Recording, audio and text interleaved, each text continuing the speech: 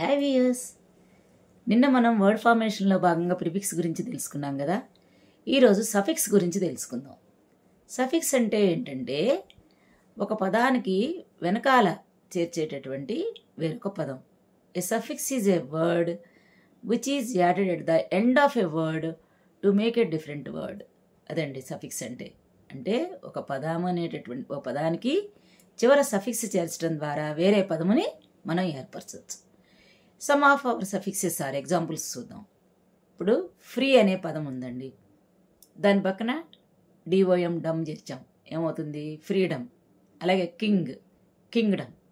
అలాగే wise, wisdom. అలా అన్నమాట. అలాగే ఇంకా కొన్ని తీసుకుందాం.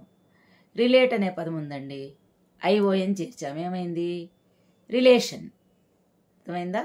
అలాగే కేర్ఫుల్ అనే పదం ఉందండి, కేర్ఫుల్నెస్.